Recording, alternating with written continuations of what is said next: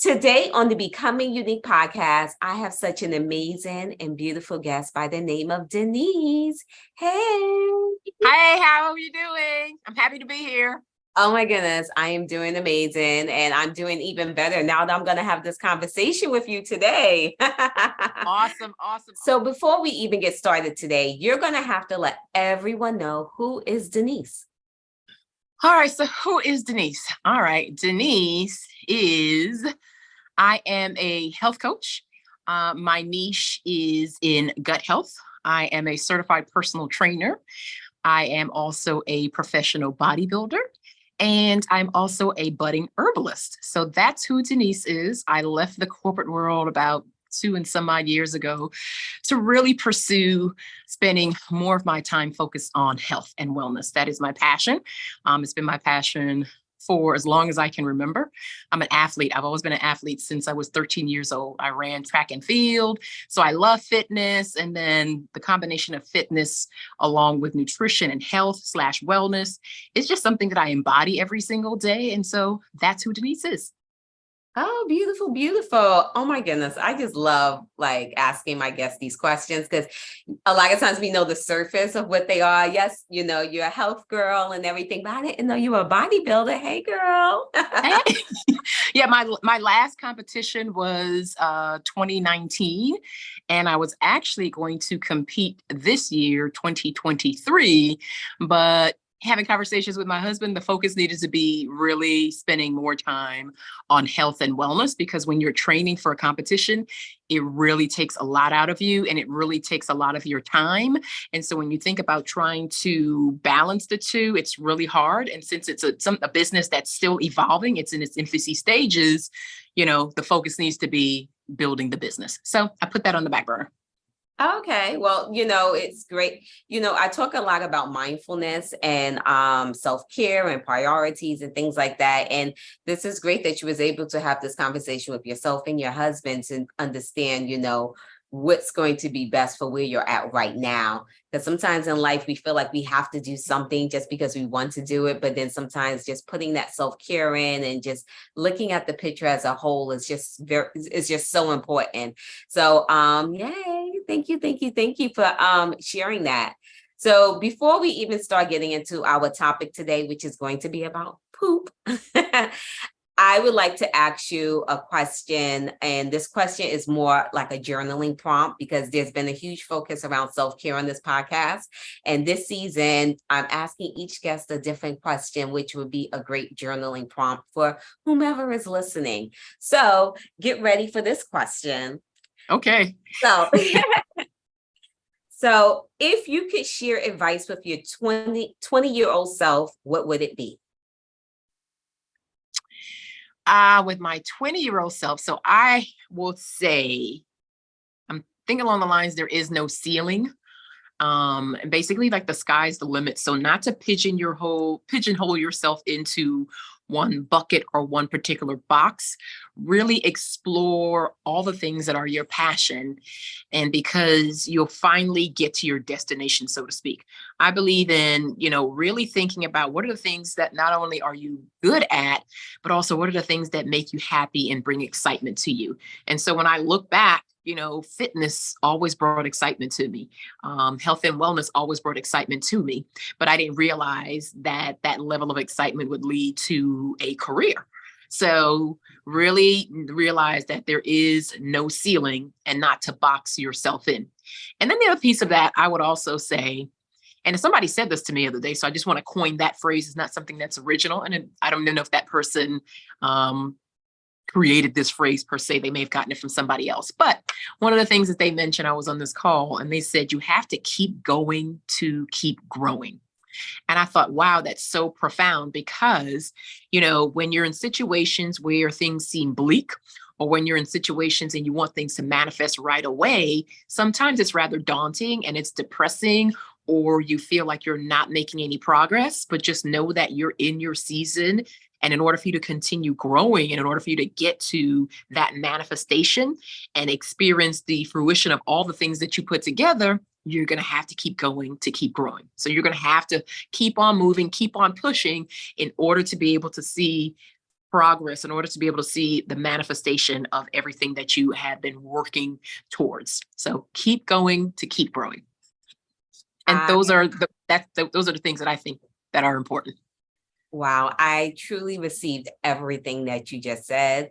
That there's no ceiling, to keep going, to keep growing, and everything. I received it all. I received it all. Thank you for sharing that. You're welcome. Thank you, thank you. Okay, so let's get to today's topic. And before we jump into poop, I Mhm. just first need to, I would like for you to give us your definition, or the definition of what is gut health, because you hear gut health everywhere. Make sure your gut health is in order, and people may not always really understand. People that know may know, but I feel like we need to just start with the basic. Let's just get an understanding. What is gut health? You know what? Gut health, and I mentioned this in one of my series on Instagram or something of that nature. Gut health means something different to every single one. Everyone's journey is going to be different. Where you are and where you're starting from is going to be different. But gut health really is, when you put it in just simple terms, it's a balance of the good bacteria and bad bacteria in your body. So I like to keep things simple rather than focusing on all these medical jargons, which is what fears people, which is also what people feel like, okay, I don't understand. I'm not grasping that information. So I try to stay away from a lot of the technological jargon, because I want to make it easier for people to understand gut health. And I want to make it easier for people to embrace that part of themselves. And so, to put it in layman's terms, it's a balance of good bacteria versus bad bacteria in your body. So we all have bacteria on our skin, which is the largest organ. We also have bad bacteria. And sometimes we think that bad bacteria has to be gone from our body. But in order for us to have gut health, it has to be a balance of both. So a balance of good bacteria and bad bacteria that makes up the microbiome, which is in your system. And so basically your gut health, 70% or 60 to 70% of your gut health is in your immune system. All right. And so when you think about the immune system, which basically is an area that is left exposed if you do not have a balance of good health. It also puts you in a position where you're more likely to have diseases, whether they be chronic or acute.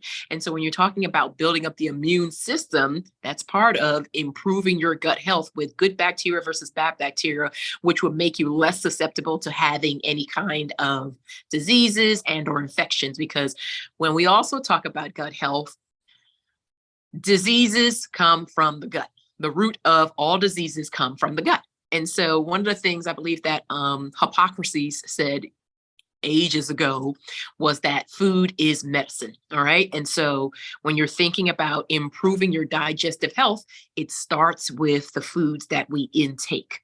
And it really helps to either build up your digestive system and improve your immune system, or it further hinders it and allows that to deteriorate, therefore exposing you to things such as constipation, things such as autoimmune deficiencies, things such as so many diseases that we're experiencing today. And again, it all starts within the gut.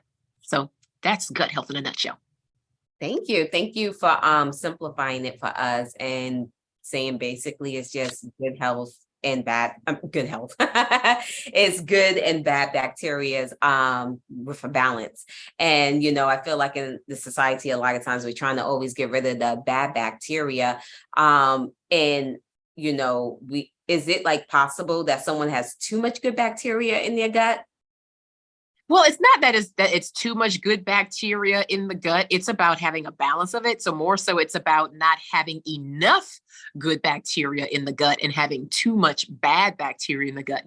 My husband and I, we were talking about this the other day from the standpoint of hygiene, meaning that, someone constantly taking a shower, always cleaning themselves. And so keep in mind that when you're cleaning yourself, you are ridding yourself of dirt and debris, but you're Yeah. also ridding yourself of bad bacteria. And it has to be a balance of, sometimes you want to keep that bad bacteria because the bad bacteria that you are ridding yourself of, it helps to support the immune system. It helps to have a balance of diversity within your gut. So it's not a bad thing to not take a shower every single day. It's not a bad thing to not always wash your hands every 5 minutes, because you're also stripping the skin Mhm. of the bacteria that it needs to be more pliable, that it needs to survive. So it's, again, it's a balance of it.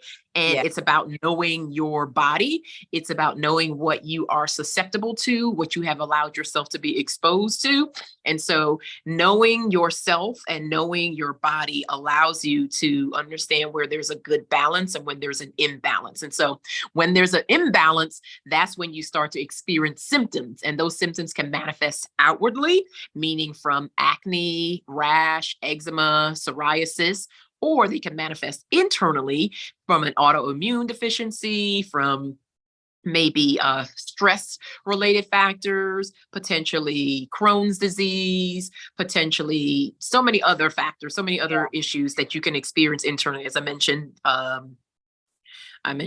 what did I say? Constipation, diarrhea, so many things that gas, bloating, brittle hair, brittle nails, fatigue, mind fog or brain fog. So it's so many things that you experience that are tangible, but they're also intangible that you can experience, again, inward as well as outward. So there's so many ways that it can be manifested, that shows that there's an imbalance. But sometimes the only thing that we recognize or only thing that we understand is when it impacts our digestive system, from the standpoint of feeling belly cramps or maybe from not being able to go to the bathroom. But having an imbalance, it really manifests in so many other ways that people don't really recognize. Again, brain fog, Yeah. brittle nails, brittle hair, stress related issues. And stress is a big factor in impacting your digestive health. It can potentially cause you to not be able to have a bowel movement. And I have had clients that have experienced that. And so what I try to do when I'm working with clients is really focus on what are some of the things that we can do to minimize stress. And not all stress is bad, but there are certain stress related issues that do impact your digestive health in a negative manner, which then causes you to have an imbalanced gut. Yeah. Oh, thank you so much for all of that understanding and bringing out those examples as well too. Understanding that, it's not just when you're feeling belly cramps, just that's telling you that something's going on. It could be like acne breakouts and so on. And I know one of my previous guests had said that the gut is a lot of people like to say that the gut is your second brain, and she likes to believe it's your first brain, so there's just so much importance that we have to put around that gut health. And one of the signs that we may notice from the gut health is our poop.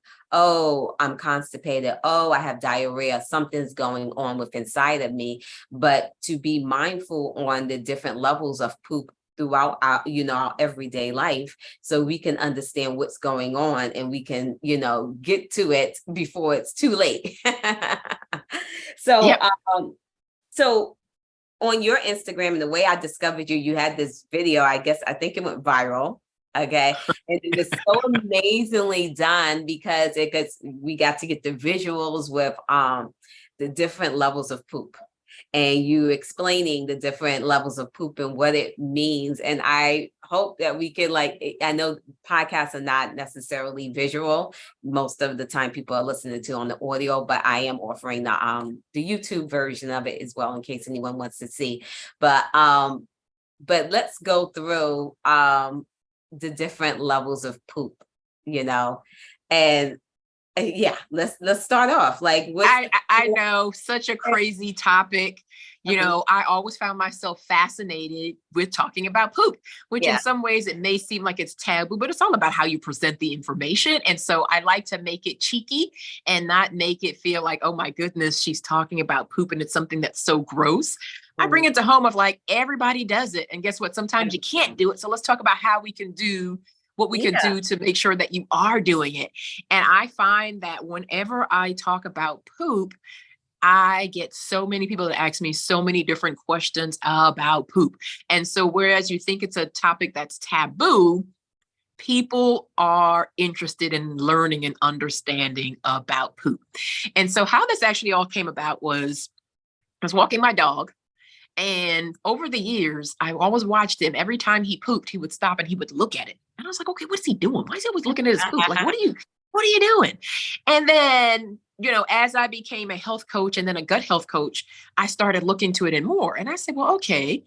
And I was going through my studies about poop and just understanding poop itself. And then I just started connecting the dots of what your poop looks like and how it's an indicator of where you are within your digestive health. Now, keep in mind, there are other factors that you add into this equation, but primarily you can really tell a lot about what's going on in your digestive system by looking at your poop. And so I started investigating a little bit more, and there's something called the Bristol stool chart. And so the Bristol stool chart comprises of 7 different types of poop.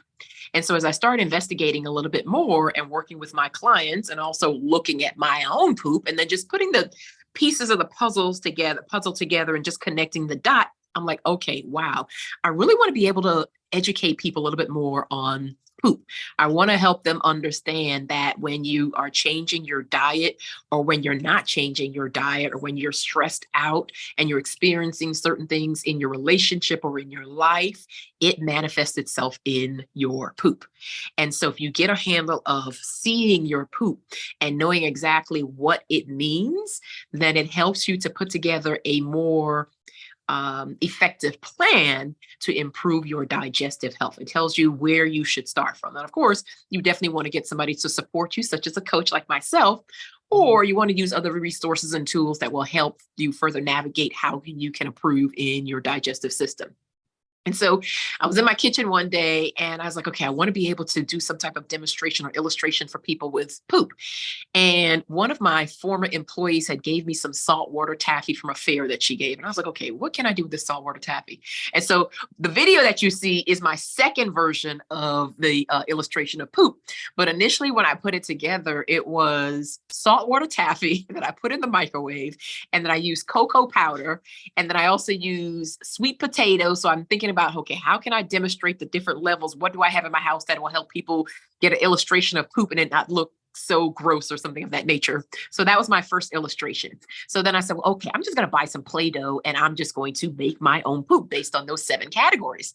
And so the first poop that you are going to think about is poop number 1. And so for those of you who are listening on the podcast, I'm going to share that information for you. So poop number 1 is like marble-like or pebbles. So just think about several pieces of pebbles or several small little marble-like rocks that appear.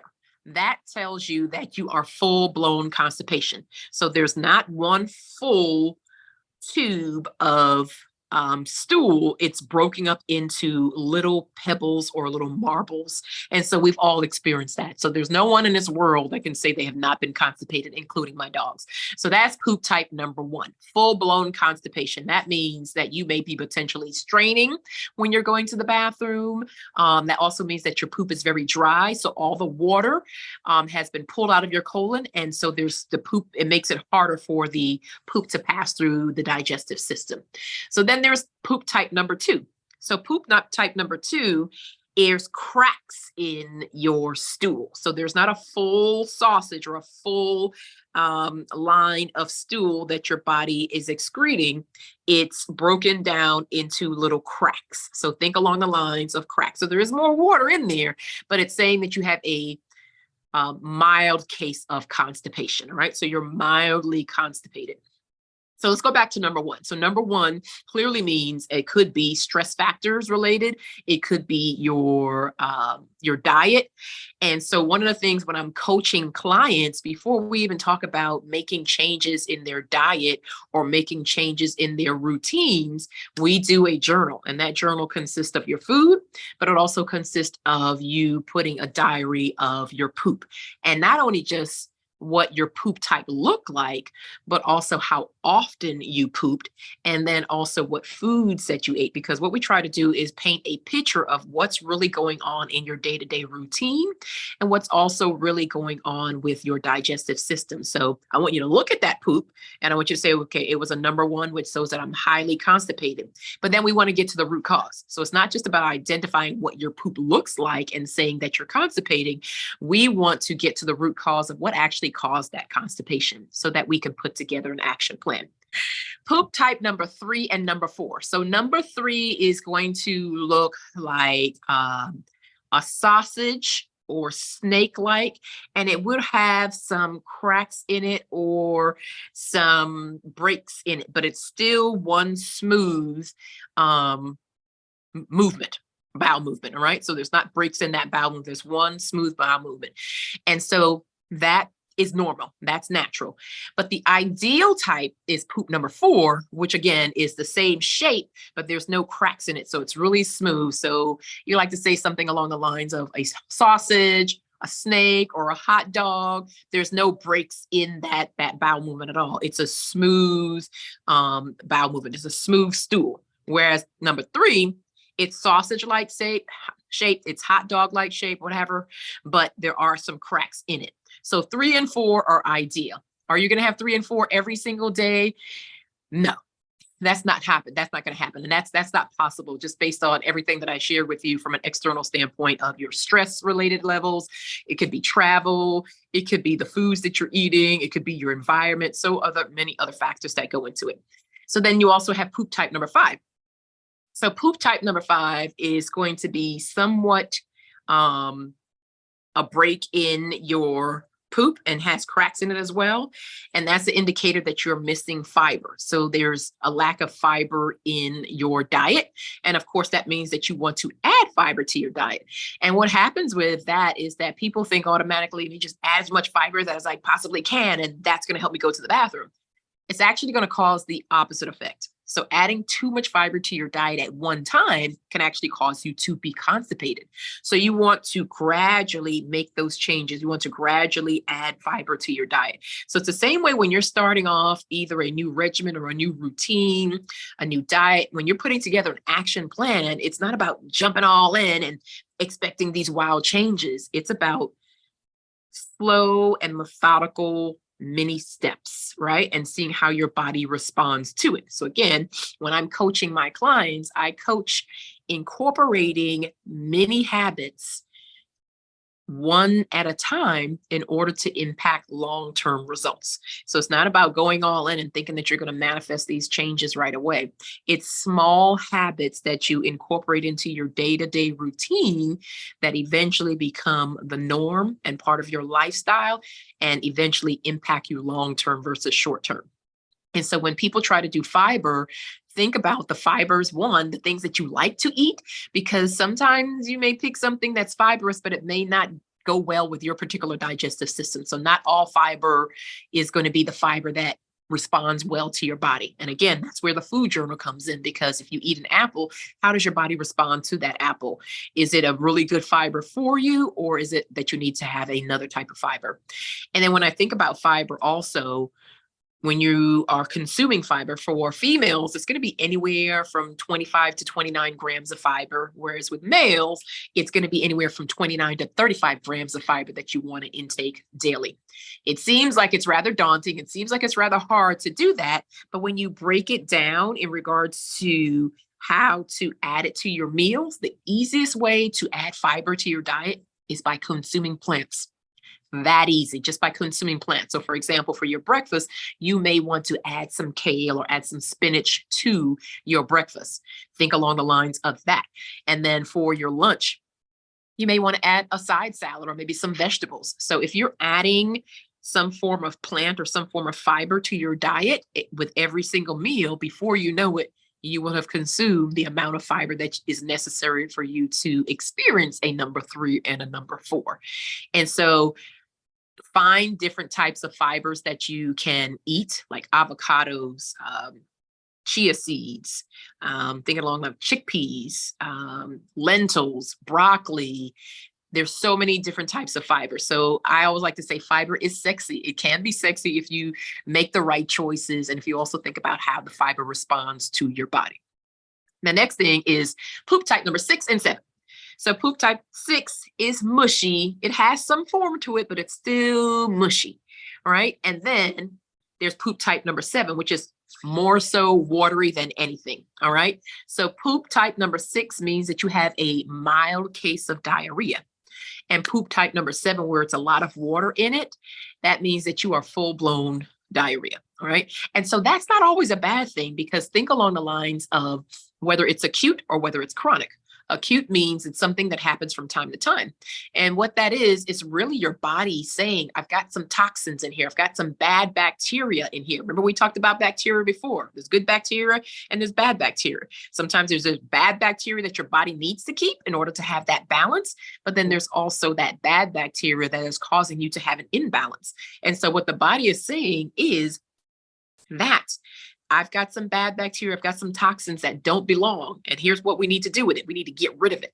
And so it manifests itself from the standpoint of if you're experiencing food poison or if you're experiencing diarrhea, then what it does is it expels itself from your system. And it could come through from you throwing up, or it could come from you having bowels of diarrhea and then you relieving yourself by going to the bathroom.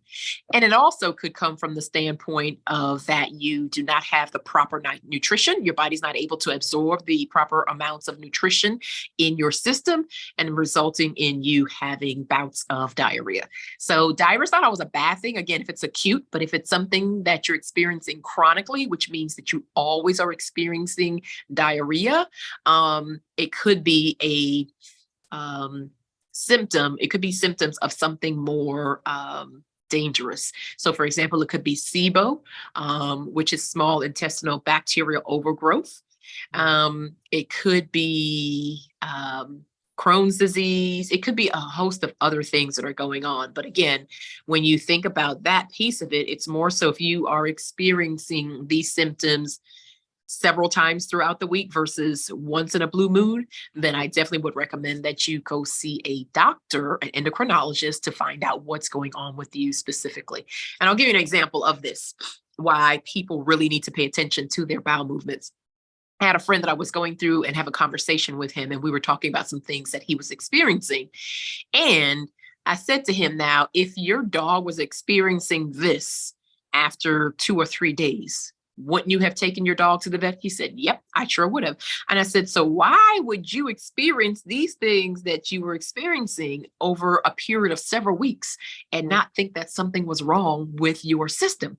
So this person was experiencing symptoms or type number 6 and number 7 in their bowel movements, and experienced it for several weeks and never did anything about it. And they finally did go to the doctor. And that's when the doctor identified that they had SIBO, right? And so bacterial overgrowth in their system, which then manifested itself in them experiencing diarrhea, watery stool every single day.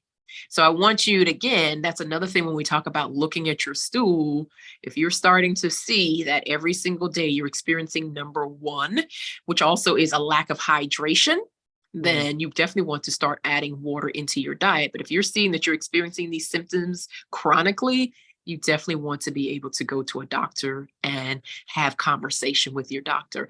And one of the good things that you can do to set yourself up for success when you're having conversation with that doctor is like, hey, I created a food journal, or I created a poop journal, and let me share with you what I documented. And it's good to have that information. That way you can talk to a doctor, you can put together a plan of action on what are the steps that you need to take to improve your digestive health. Oh, okay. Oh, this has been so informative. So I'm just reviewing quickly. 1 and 2 is some type of form of constipation. 3 and 4 are in the normal range. And I'm sorry. Yeah, 3 and 4 is in the normal range. And then 5 is lack of fiber. 5 is lack of fiber, and the 6 and 7 is going into diarrhea form. So yep, so 6 is mild diarrhea and 7 is full-blown diarrhea. So it goes from one spectrum to the next. Number 1, full-blown constipation. Number 7, full-blown diarrhea. So it goes from dry to watery. Yeah, definitely. Now, I do have another question when it comes to now observing our poop. Should our poop sink or float? Your poop should sink. All right. So it should sink. If it floats every now and then, that's not bad. It's not a bad thing. But again, we want to talk about acute versus chronic. And so if it floats, more than likely it is due to having a lot of gas. All right. So it's due to having a lot of gas.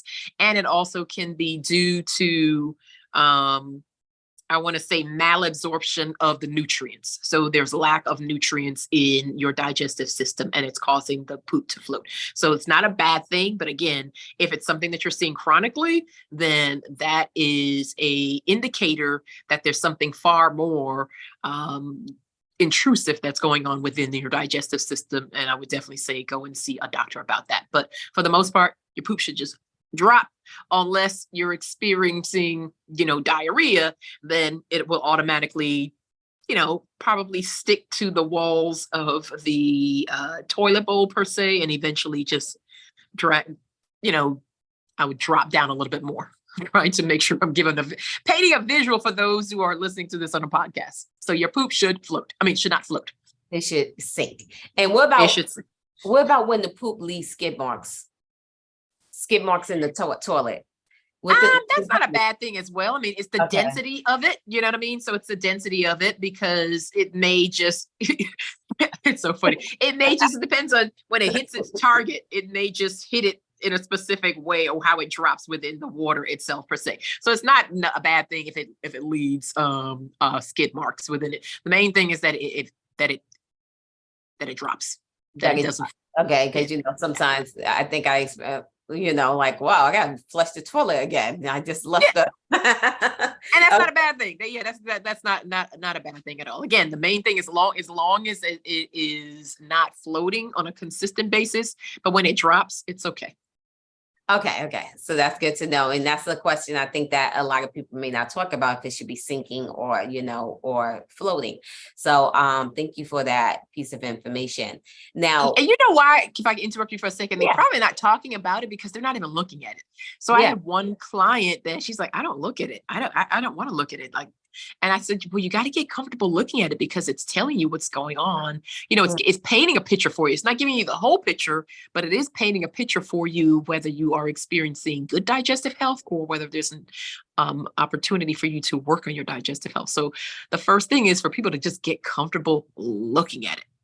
Yeah. And a lot of times I forget to look at it because I miss looking at it because I wipe myself and then all the tissue's on top of it. And I'm like, well, what was going on with my poop? I don't even know. Yeah. And then sometimes we're just in such a rush. Everything is instantaneous and it's quick. What do? We take the phone with us in the bathroom and we're expecting to have a good bowel movement, but we're focusing on Instagram or looking at something else. That's stress related. You're adding undue stress and burden to your digestive system. But if you allow yourself to just sit there and literally just relax, you should be able to experience a good bowel movement within 2 minutes, 5 the most. And I would say the longest that you do want to stay on the toilet is up to 15 minutes. But of course, you do not want to strain. Okay. Thank you. So how many times a day should one be pooping? And are there particular times a day that are best to poop? So there is no right or wrong answer for how many times a day, right? Because everybody, when we talk about gut health is like a fingerprint. So everybody's fingerprint is different. You are unique. Your gut health is unique. But there are some norms that I want to share with you. If you're pooping less than 3 times a week, then you are definitely constipated. So somebody may poop once a day. Somebody may poop 3 times a day. When I look at my dogs, and again, I'm always comparing my 2 dogs. I've got one dog that's older and he poops at least 3 times a day, whereas I've got another one who poops maybe anywhere from 1 to 2 times a day.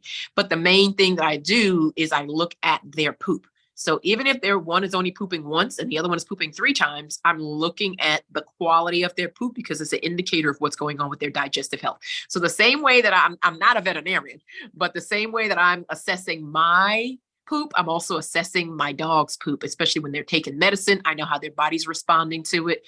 If I'm giving them something different in a food, I look at their poop to say how their body is responding to it.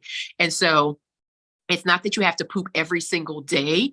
It's about, do you poop less than 3 times a week? And that's on average. And so the idea time to poop, I want to say, is the first thing in the morning. So from the standpoint of that, alerts the body to awaken the digestive system. And so what I always like to recommend to my clients is drink water the first thing in the morning. before you even brush your teeth, before you do anything, drink the water. It's okay. Yeah. And anywhere from 8 to 16 ounces, you are preparing the body. You are telling the body, I'm awake now. It's a new day. It's a new morning. It's a new whatever. It's time for the digestive system to go to work. That's Yeah. basically it. You're telling the body it is time for the digestive system to go to work. And typically, when I start my day with drinking my water, I have a bowel movement within 10 minutes. Mm-hmm. And so you can also teach your body or train your body to poop at various times throughout the day. It takes practice. I mean, it's not something that happens overnight. It's going to take a couple of weeks. But the same way that we train our minds to do certain things, the same way that we train our bodies to learn a certain routine or a certain practice or what have you, the same way that we train our bodies in the gym to build muscle and to lose fat, you can train your body or teach your body to poop at a certain time, because you're teaching the digestive system how to respond. But it's going to take a while. It takes, several weeks for that to manifest, but it is something that you can teach your body. So ideal is the first thing in the morning. But again, when people are rushing, they don't allow the digestive system to do what it's supposed to do. And then they say, oh, well, I don't poop, or I can't poop first thing in the morning. And that's because they're not taking the time to allow their body to just relax and prepare the body for a bowel movement. Yeah. Oh, you said so much in this. First of all, I love that you said each person is an individual. They are unique. So, in reference to how many times a day you should be pooping, because I feel like so many times I hear, you need to poop 3 times a day. You need to poop 3 times a day. You need to poop 3 times a day. You need to poop after every meal. And, I like that you brought the clarity that, each individual is different. So you need to start to be mindful of what works for you. So thank you for that piece of advice. Because then someone can feel like, wow, like I'm pooping, but I'm not doing the 3 times like everyone keeps telling me. And, but they're still doing what they need to do. So thank you for that. And I agree with you on the morning pooping, because I really feel like it sets me up for a good day. Because if I don't poop, I feel like I'm a little more heavy, a little more like drained, holding on to that toxic poop. I'm calling it toxic, but I'm holding on to this, and I just feel it within your body. Because just like when we go to the bathroom, we feel like, whoo, we feel a relief, like we just let it go. It's a sensation, you know what I mean? So the same way that you feel joy and excitement from getting some great news about something, you can actually have those same sensations and joy when you empty or when you evacuate your bowels. It's like, oh my goodness, you feel a lightness in your body, but you also feel like a joy that shows on the outward side and also on the inside. Again, we talked briefly about the gut brain axis. And so basically, again, the brain and the gut, they talk to each other. You know what I mean? So there is that the gut is the second brain, but they do communicate with each other. You know what I mean? So when you get butterflies in your stomach, that is the brain and the gut talking to each other. That's how it manifests into those feelings. So they really do talk to each other. It is our second brain. But again, everybody's different. You can poop once a day, or maybe twice a day, or maybe 3 times a day. And also keep in mind, it depends on what you're eating. And that's why I talk about certain fibers respond differently to the body. There's insoluble fibers, and then there's soluble fibers. Your body's going to respond differently. So like if you eat oatmeal, somebody eats oatmeal, it may pass through their system within an hour, versus somebody has a different type of breakfast or a different type of meal.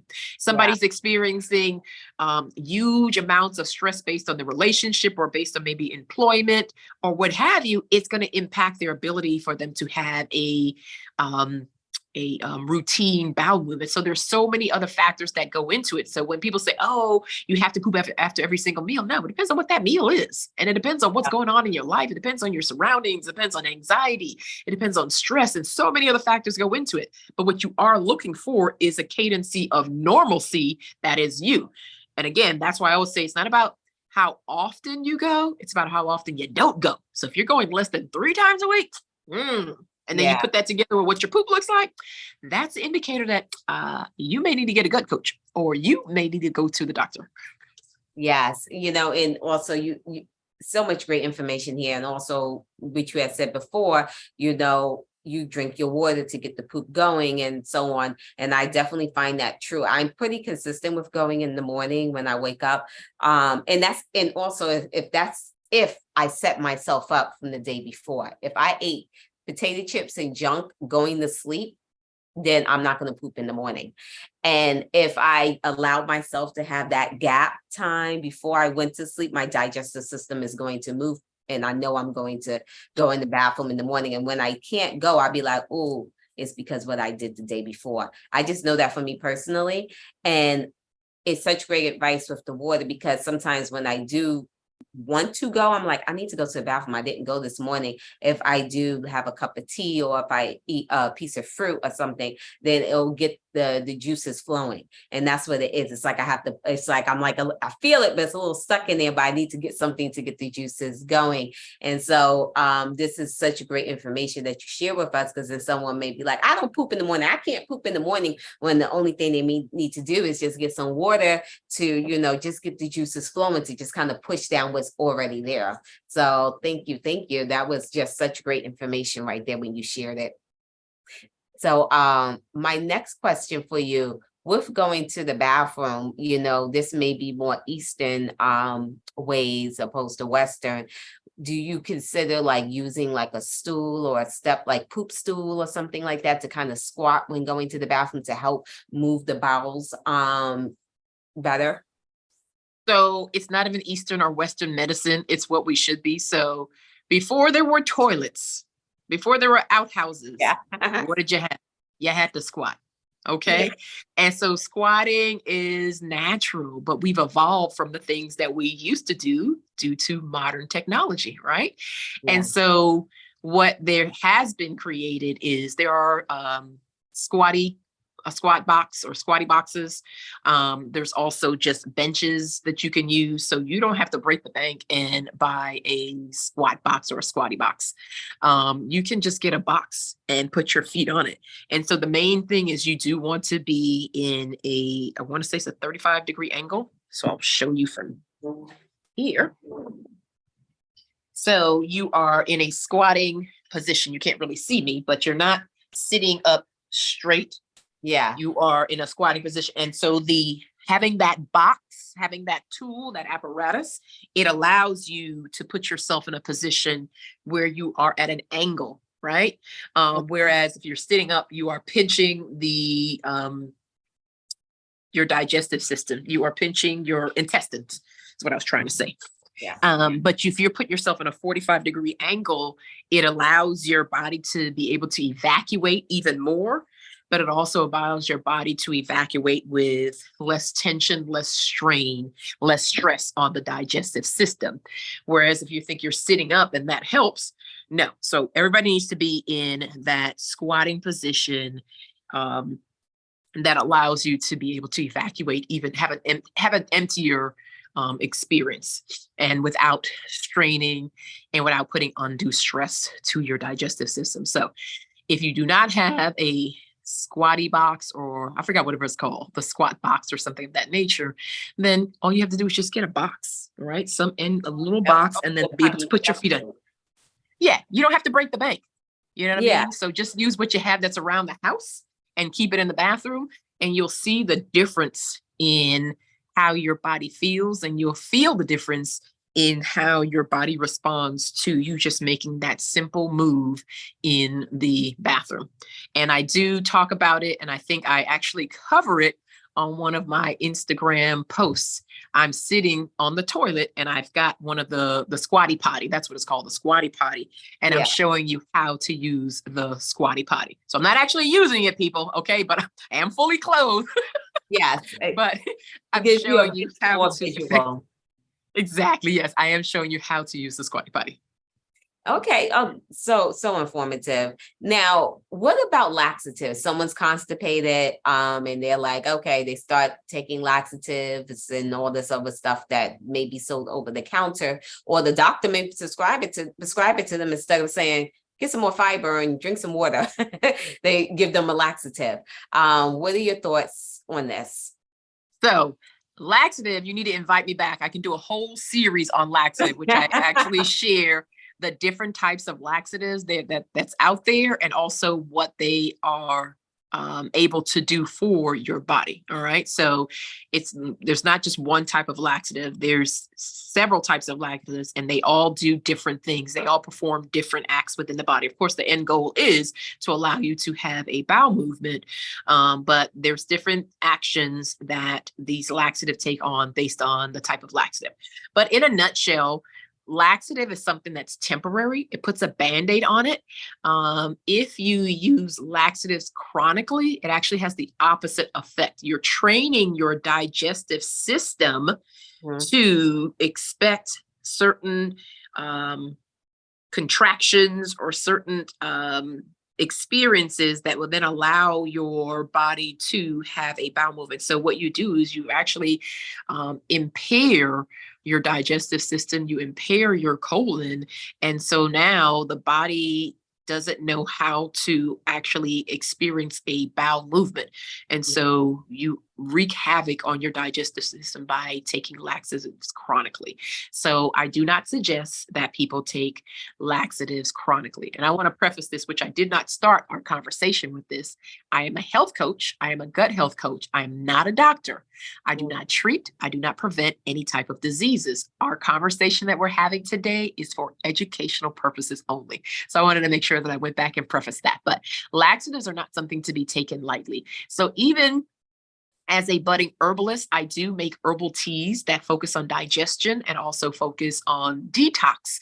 But I don't recommend that when people take these teas, it's something that they take every single day. You take it during a cycle, and meaning like you can take it for 5 days on and then not take it anymore, and then take it again for 3 days on and then not take it anymore, and then maybe for 1 day and then not take it anymore. It's not something that you want to take every single day. That has the opposite effect, and you ruin your digestive system permanently by taking laxatives every single day. So I'll liken it to somebody that may be bulimic, right? And so what happens with somebody that is experiencing bulimia, is it bulimia? Yeah, bulimic. Somebody that's bulimic, that is experiencing bulimia, what happens is that they stick their hand or stick something down their throat to help them throw up. Yeah. And so where they think that they are manifesting a smaller waistline and it's helping them to lose weight, what they're actually doing is causing issues for the esophagus and the acid in the esophagus. It's also depleting the enamel on their teeth. It's causing their teeth to rot. And so it's impacting their oral health. It's also impacting, again, as I mentioned, the esophagus. So when you are thinking that, hey, the end goal is to not be constipated anymore, the end goal is to be able to have a bowel movement. And sometimes people take these laxatives just so they can look good for the camera. So like, I'm going to switch topics for a second real fast. A lot of people are taking a diabetes medicine, which is called Ozempic, and they're not diabetic, right? And so the reason why they're taking it, because one of the side effects of that medicine is that it causes them to lose weight. And so when we live in the world of vanity, in the world of instantaneous results, sometimes from a social media perspective or whatever your purpose or your intent is, they are taking these medicines in order to get these results that say, oh, I've lost weight, oh, I'm skinnier. But it's also having a negative effect and manifesting itself negatively on the inside. So while you may look good on the outside, think about how you're impacting your digestive system. Think about how it's impacting your digestive health. So the same way that if somebody is experiencing bulimia, and they are bulimic, then what happens is, yeah, you may throw that food up and you may lose 5 pounds, 10 pounds, etc. But when you smile, look at your teeth. They're decaying. Look at your gums. Think about your throat. So all of those things, it manifests in a negative perspective. So yeah, we got to come back and do something on laxatives, and I'll put down every type of laxative for you and then what the purpose or the intent of that laxative is. But no long-term use of laxative. Everybody uses it every now and then. Even when you go to get a colonoscopy, they give you a laxative. What is it?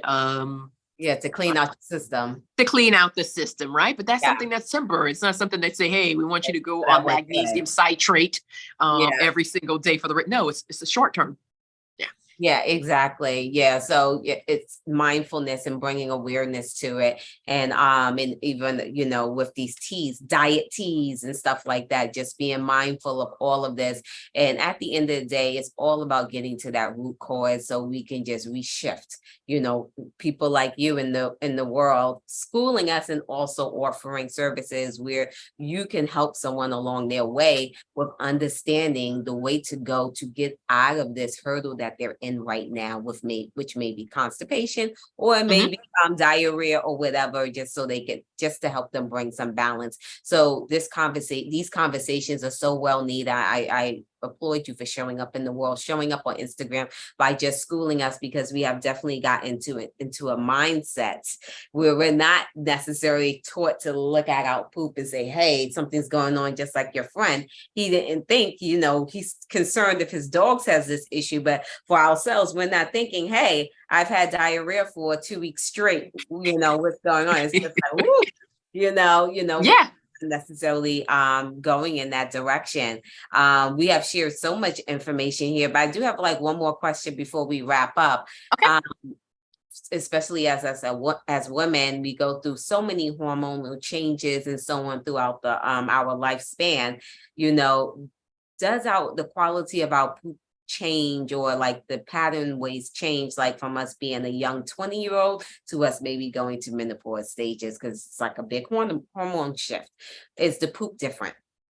Um, Not necessarily that it's different. You just may experience more bouts of constipation, because what's happening is that as you're going through menopause, you have a decrease in progesterone. You also have a decrease in estrogen, Yeah. and so as a result of that, it impacts your digestive system, and so you may experience bouts of constipation. Um, and Okay. so that's again based on hormones, right? And so again, when we talk about digestive health, people automatically think it's just the foods that you eat. But yeah, that's a major part of it, but Yeah. all of the other things are a major part as well. And that's why when you're experiencing this, it really helps to give you the advantage by ensuring that you are consuming adequate amount of fiber and consuming tons of fruits and vegetables.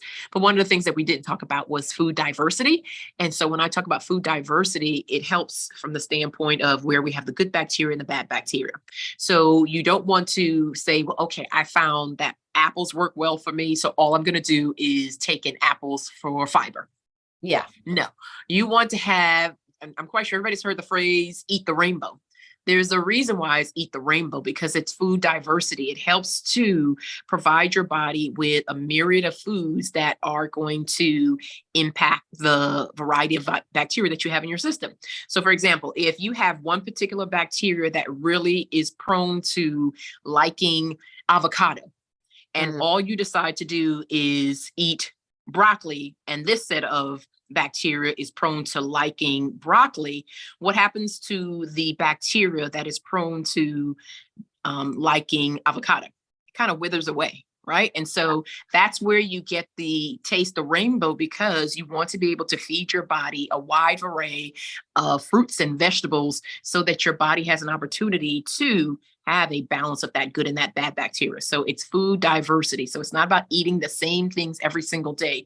It's about feeding your body so many different types of fruits and vegetables so that you can experience a balance of good bacteria as well as the bad bacteria, because the bacteria feeds off of so many different things, right? There's so much different bacteria within your body. You want to be able to, because you don't know that this particular bacteria really feeds off of this, and this particular bacteria feeds off of that. That's why you want to give your body a variety of choices, a variety of eating the rainbow, so Yeah. that the body has an opportunity to explore and improve based upon what you are feeding it. Amazing. You truly have done such an amazing job with like schooling us and just bringing awareness and mindfulness to our poop and our health. I did see your website. It's so beautifully done. So much informative information on what you offer. It's just not, I'm a gut health coach. You kind of like break things down. So I love that. And Yeah, you've done such an amazing job, and I definitely do want to have future conversations with you because yes, so we just kind of like touched a surface, but there's so many other layers. But today's layer was just so beautiful. Do you want to share any last, pointers, tips, or information that we may not have discussed today before we close out today's show?